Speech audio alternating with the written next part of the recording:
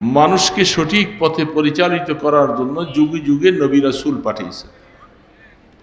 সর্বশেষ নবী আপনার আমার নবী আকায়ে নামদার তাজদারে মদিনা সরকারে দো আলম মাহবুবে খুদা ইমামুল আম্বিয়া খাতামুন নবিয়্যিন মুহাম্মদুর রাসূলুল্লাহ সাল্লাল্লাহু আলাইহি সাল্লামকে সর্বশেষ নবী হিসাবে এই উম্মতের দিশার হিসাবে পাঠিয়েছিলেন।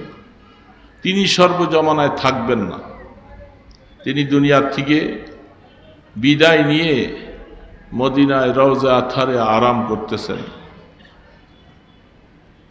তিনি দুনিয়ার থেকে চলে যাওয়ার সময় তার এই দ্বীনের মশাল তিনি উলামায়ে কেরামের হাতে অর্পণ করেছেন।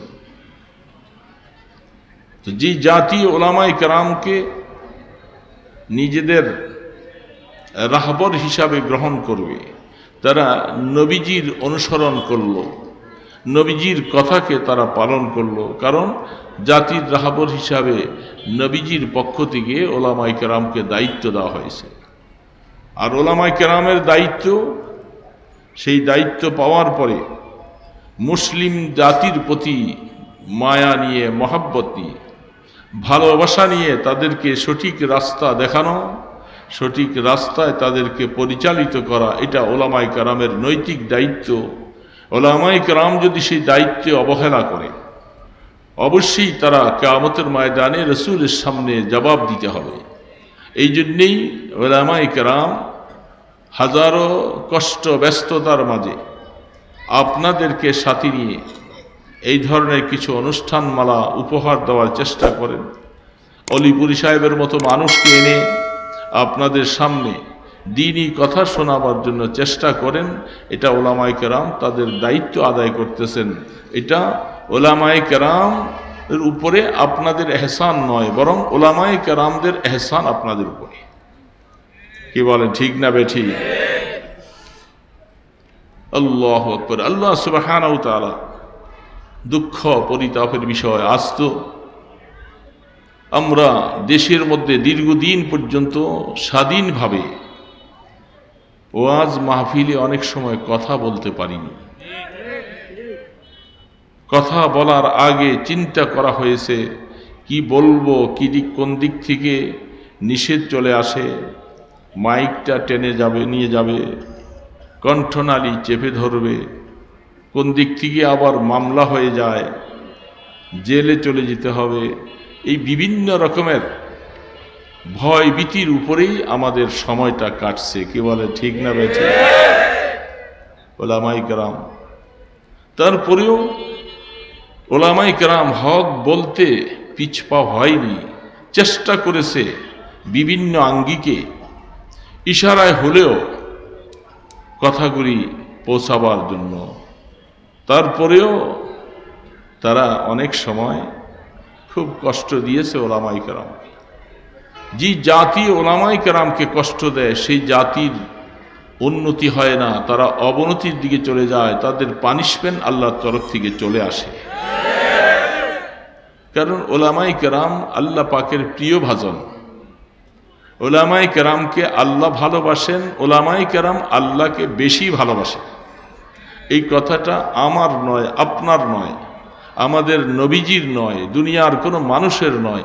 এই কথা সরাসরি রব্বুল আলামিন আল্লাহ পাক বলতেছেন, ইন্নামা ইয়াখশাল্লাহ মিন ইবাদিহিল উলামা। খাশিয়াতুল্লাহ, আল্লাহ পাকের ভয় ওই ব্যক্তি আদায় করবে, ওই ব্যক্তি অন্তরে জায়গা দিবে যার অন্তরে আল্লাহর মহব্বত আছে।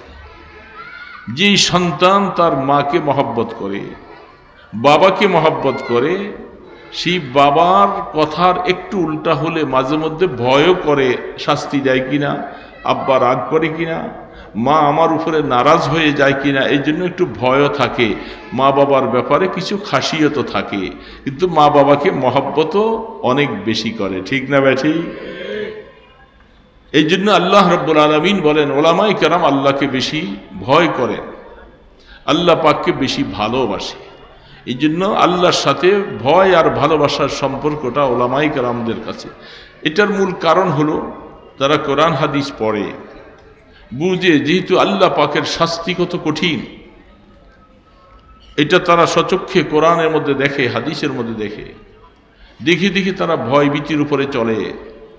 রাস্তা বহুত পিছিলি হয়, এই পিছিলি রাস্তার উপরে চলতে বহুত চিন্তা ভাবনা করে চলতে হবে। তাই উলামায়ে কেরাম, হ্যাঁ, আবার এই কথা আমি একবারে বলি না যে উলামায়ে কেরামদের মধ্যে কুল্লা একেবারে পুরাপুরি সবাই 16 আনা সঠিক পথে আছে, সেটাও আমি বলি না। উলামায়ে কেরামদের মধ্যে আবার পথভ্রষ্টতার রাস্তা বেছে নেওয়ার মতো অনেক ওলামা আছে না নাই? তাদেরকে ওলামায়ে সু বলা হয়। এরা ওলামা নামধারী, যারা বিভিন্ন মাজারে গিয়ে তাদের মাজারওয়ালাদেরকে উৎসাহিত করে, গান বাদ্যাওয়ালাদেরকে উৎসাহিত করে, ঢোল তবলা বাজাচ্ছে তাদেরকে উৎসাহিত করে, সেখানে ওয়াজ করে করে পকেট ভারী করে আসে। এরা ওলামা নয়, এরা ওলামা নামের কলঙ্ক। কয়েকদিন আগে আমাকে একজন পেজে দেখাইছেন, ফেসবুকের মধ্যে 21-এর চোখ, 21-এর টিভির পক্ষ থেকে একটা সংবাদ তারা প্রচার করেছেন পেজের মাধ্যমে, 21-এর চোখ। সেটা আপনারা কেউ দেখছেন কিনা আমি জানি না। আপনাদের মধ্যে এরকম কেউ আছে এখানে 21-এর চোখ এই ইয়ের মধ্যে, আমাদের পেজের মধ্যে কেউ দেখেন নাই? একজনও নাই এখানে। নাম পরে বলতেছি, আগে আপনারা 21-এর চোখ এটা দেখছেন কিনা? ওটার মধ্যে আমাদের নারায়ণগঞ্জের একজন প্রভাবশালী মাজারওয়ালা জীবন বৃত্তান্ত, সেখানে কিছু কীর্তিকলাপগুলি তুলে ধরেছেন। কত রকমের ভণ্ডামি যে সেখানে চলে, এটা দেখে আমি অবাক হয়ে গেছি। এরা পীর, এরা মাজার পূজারী। সেইখানে আমাদের দেশে একজন বক্তা, সে গিয়াসউদ্দিন তাহিরি নামে, সেও সেখানে ওয়াজ করতে গেছে। সিরাজ শাহ, সে নিজে তো ভণ্ডামি করেছে, তারপরে যা প্রতিষ্ঠা করে রেখে গেল। বাবা, আমি আপনাদেরকে বোঝার জন্য বলছি, এটা আমার কথা নয়, যেহেতু আমরা সেখানে যাইনি। যারা গিয়েছেন তারা এটা সংবাদটাকা এই দেশের মানুষের হাতে তুলে দিয়েছেন। তারা যে সংবাদটা তুলে দিয়েছেন, এই জন্য তাদের কাছে আমরা কৃতজ্ঞতা প্রকাশ করছি। কারণ মানুষ, ভালো মানুষেরা অনেকে সেখানে যায় না। সেখানে যায় মদদি, হিরোইনসি, জুয়ারি, গানেওয়ালা, নর্তকীরা, ভণ্ড পীর এবং কিছু ভণ্ড ওয়াইজিন। তারা সেখানে গিয়ে যা অবস্থাগুলি করেছে, ওইটা দেখলে আপনি ঈমান হারা হয়ে যাবেন।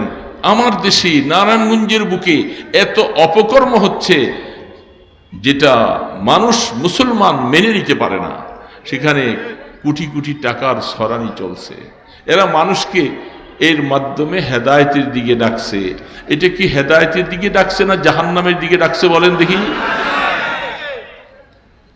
আমার রসুল কি গান পছন্দ করতেন? আমার রসুল কি মহিলাদের নাচ পছন্দ করতেন?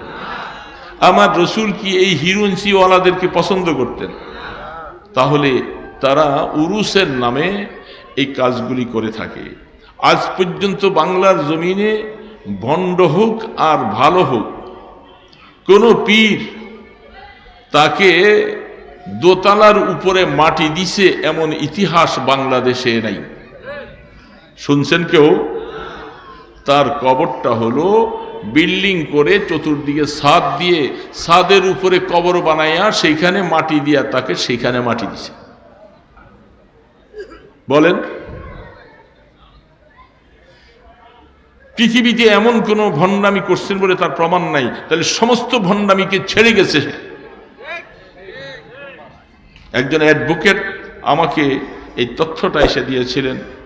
নারায়ণগঞ্জ কোর্টে গিয়েছিলাম, পরে আমাকে বলে যে ভাইজান, অনেক বলার পরে গিয়েছিলাম, সিরাজ শাহর মাজার আমাকে দাওয়াত দিয়েছিলেন, গিয়েছিলাম।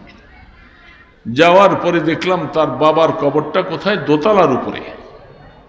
বলে আমি আশ্চর্য হয়ে গেলাম, একটা মানুষের কবর কবর পাকা করে কিছু মাটি দিয়া সেখানে তাকে রেখে দিয়েছে।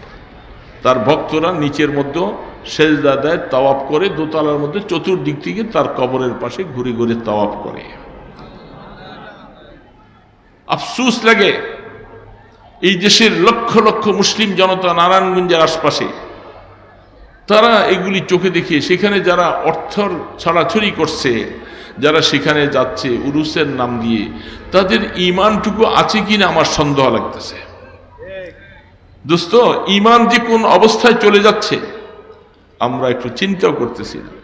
এই কথাগুলি অন্য মাজারওয়ালারা বলবে না, আর ওই তাহিরির মতো ওই বক্তা সে বলবে না, কারণ সে তো নিজের টাকায় বিক্রি হয়ে আসছে।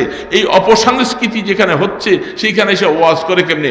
আমার মতো আব্দুল আউয়ালকে খোদার কসম খাইয়া বলি, 1 কোটি টাকা যদি তুমি অফার করো, আমি যাব না তোমার এখানে আলোচনা করতে।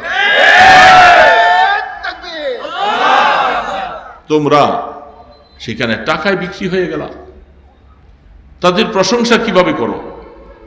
যারা আল্লাহ পাকের দ্বীনের গলার মধ্যে ছুরি চালাইয়েছে, যারা মুসলমানদেরকে ভিন্ন পথে নিয়ে যাচ্ছে, যারা মুসলমানদেরকে আকীদায় খারাপ করে দিচ্ছে, মহিলাগুলাকে নাচ গানে উদ্বুদ্ধ করছে, আফসোস লাগে। সেইখানে মানুষ কি করে যায়, সেখানে টাকা ছড়াচ্ছে, কিভাবে টাকা উড়াচ্ছে, কি আশ্চর্য অবস্থা। এবং সমস্ত কিছুর ক্ষমতার মালিক তার বাবা সিরাজ সাহেবকে মনে করে। তাদের ঈমান আছে? ঈমান ধুয়ে মুছে শীতলক্ষার নদীতে ভেসে চলে গেছে। মুসলমান এই কথা, এই অপসংস্কৃতি থেকে, এই অন্যায় পথ থেকে তাদেরকে ফিরাবে কারা? এটার মূল দায়িত্ব ওলামায়ে কেরামকে নিতে হবে। ওলামায়ে কেরাম ঐক্য হও, সমাজের মুসলিম জনতা তোমাদের পাশে থাকবে। তোমরা আল্লাহ দ্বীনের মশালকে সামনে নিয়ে সামনে এগিয়ে যাও, আমার আল্লাহ পাকের তরফ থেকে তোমাদের উপরে সাহায্য আসবে ইনশাআল্লাহ। আল্লাহ সুবহানাহু ওয়া তাআলা তো বলতেছিলাম, সেইখানে আমাদের নারায়ণগঞ্জের আগের মেয়র ছিল, সে সেখানে যাইয়া ওই গায়িকাদের সাথে, ওই উরুসের ওয়ালাদের সাথে সেও একাকার হইয়া তাদের সাথে নাচে। এগুলি বলতে গেলে তার মাথা আসমান ভেঙে তার মাথায় পড়ে। কেন এগুলি বলতাম? আরে বলতাম যে তোর তো আখিরাত আছে, আর তুই মুসলমান দাবি করস। কি আশ্চর্য অবস্থা! এই কাজটাকে সাপোর্ট করে তুমি একজন মেয়র হওয়ার পরে সেখানে যাওয়া, মানে তারা তো পোয়া বারো, তোমাকে পাইয়া তো তারা অন্যায় করার আরো বেশি দৃষ্টতা হয়ে যায়, তারা সাহস পেড়ে যাচ্ছে। এই জন্য অন্যায়ওয়ালাদেরকে পাশে যাওয়া মানে তাকে সাহস দেওয়া। মেয়রের মতো মানুষ যাইয়া তাদেরকে আর উৎসাহিত করেছে। এই জন্য আমি তার সমালোচনা করেছিলাম, আপনি সেখানে কি করে যেতে পারেন? যেন আমি খারাপ হয়ে গেছি, সে অন্যায় করে, সে সব কিছু করেছে, এগুলি বলতাম। তো বলছি আজকে তো আল্লাহ পাকের মেহেরবানি, তোমার দাম্ভিজ্যতা, তোমার লম্বা লম্বা কথা আমার আল্লাহ পাক এটা কুদরতের দ্বারা স্তমিত করে দিয়েছে, যা তুমি সমাজে বের হওয়ার মতো সাহস পাও না তুমি এখন।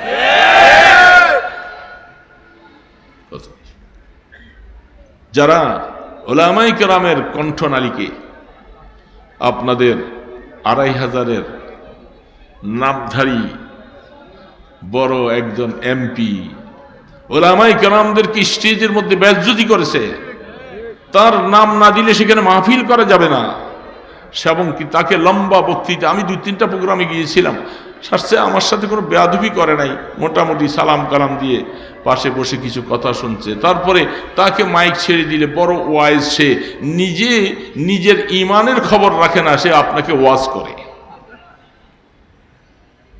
দুঃখ লাগে যেই লোকটার গালের মধ্যে দাড়ি নেই। আপনারা বলেন এখানে অনেক দাড়ি ছাড়া মুসলমান আছে, নাই বলে আমি তা বলি না। যারা সব সময় দাড়ি কামায় তাদেরকে কবিরা গুনাহ বলা হয়। এই কাজটা, দাড়ি কামানো সুন্নত, কি বলেন? দাড়ি কামানো কবিরা গুনাহ। সবসময় কবিরা গুনাহ যারা করছে, মুরতাকিবে কবিরা গুনাহ যারা করে তাদেরকে ফাসেক বলে। যারা ফাসেকের প্রশংসা করে, ইহতাজ্জা আরশুর রহমান, আল্লাহ পাকের আরশ পর্যন্ত থরথর করে কাঁপে যে একটা ফাসিকের প্রশংসা কেমন করে করলা। তো এত বড় ফাসিক হইয়া মাইক হাতে নিয়া আপনাদের সামনে লম্বা বক্তৃতা করতে থাকে, মানুষগুলিও শুনে কি করবে। উনি এখন বড় পদের মধ্যে আছে, মানুষ মনে চায় না যে উঠে যেতে, উঠে গেলেও তাকে আবার বসাই দেয় ধমক দিয়া। তার কথা শুনতে হবে, ফাসিকের কথা শুনতে হবে। ওলামাই কেরামদের সাথে দুর্ব্যবহার করেছ, আজকাল তুমি কোথায়? ওলামাই কেরাম ইনশাআল্লাহ তার জমিনে আছে, তার জেলায় আছে, তার থানায় আছে, কিন্তু তুমি কোথায়?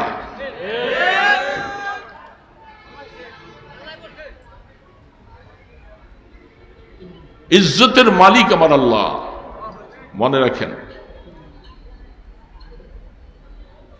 আল্লাহ রাব্বুল আলামিন এই জমিনটা, হ্যাঁ আমি আবার এই কথা আপনাদেরকে বলতেছি, যেহেতু মানুষ যখন জুলুম করতে থাকে, অন্যায় করতে থাকে, করতে করতে করতে করতে যখন এটা উপচে পড়া শুরু হয়ে যায়, তখন আল্লাহ পাকের ধৈর্যের বানটা ছেড়ে যায়, তখন আল্লাহ পাক পানিশমেন্ট দেওয়া শুরু করে।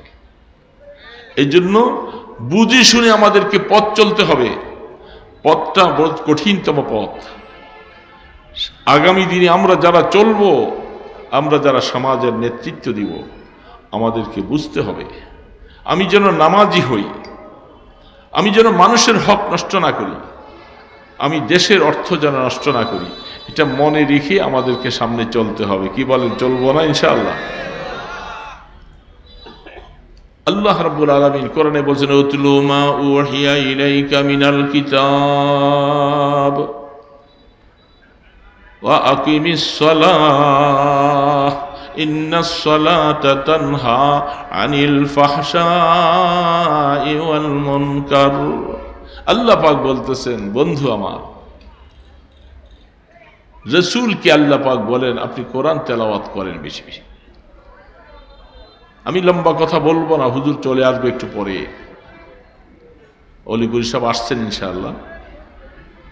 তো আল্লাহ পাক তার নবীকে কোরআন তেলাওয়াতের কথা বলছেন, কোরআন তার উপরে নাজিল হয়েছে, তাকে বলতেছেন আপনি কোরআন তেলাওয়াত করেন। আর আমরা যারা কোরআন শিখি নাই, তেলাওয়াত তো দূরের কথা, আমরা রাসূল পাক সাল্লাল্লাহু আলাইহি সাল্লামের উম্মতের মধ্যে আমরা কত নম্বর? আমরা কোরআন তেলাওয়াত করি না, এমনকি কোরআন বুঝিও না। দুইটার কারণে আমাদের ভিতরটা অন্ধকার হয়ে আছে। আমরা অনেক ক্ষেত্রে হক আর বাতিল নির্ণয় করতে পারি না, তখন বাতিলরা আমাদেরকে যেদিকে ধরে টানে আমরা সেদিকে চলে যাই। আরে আপনারা আগে আসেন না, এসে বিরত। মানুষকে পথভ্রষ্ট করার জন্য সবচেয়ে বড় একটা কারণ হলো, যে জাতি কোরআন থেকে পিছে সরে থাকে, যে জাতির দিলের মধ্যে কোরআনের কোনো নূর নাই, কোরআনের উপরে চলার মতো অবস্থা নাই, সেই জাতিকে পথভ্রষ্ট করা, বিভ্রান্ত করা বিজাতিদের জন্য সহজ।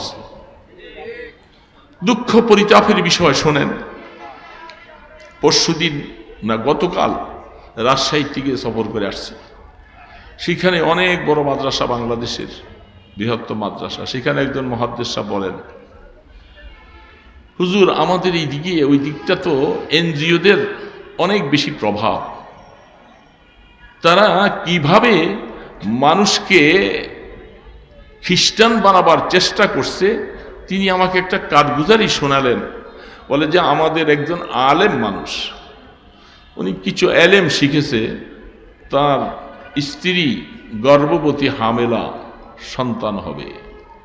তার কাছে গিয়ে প্রস্তাব দিছে, আপনার এই সন্তানটা মায়ের পেটে আছে, এই সন্তানটা এখন থেকে নিয়ে প্রসব হওয়া পর্যন্ত, সিজার হোক, যা কিছু করা লাগে, এমনকি সে মায়ের দুধ পান করা ছাড়া পর্যন্ত তার যাবতীয় দায়ভার আমরা নিয়ে যাব, আপনি কোনো টেনশন করতে হবে না। তুই আলেম ভাই, সে তার ওস্তাদের কাছে এসে জিজ্ঞাসা করলো, হুজুর আমি কি করতে পারি এই অবস্থায়? পরে হুজুর বললেন, আমি তাকে বললাম, তুমি একজন আলেম হয়ে আমার কাছে এই কথাটা জিজ্ঞাসা করতে আসলা?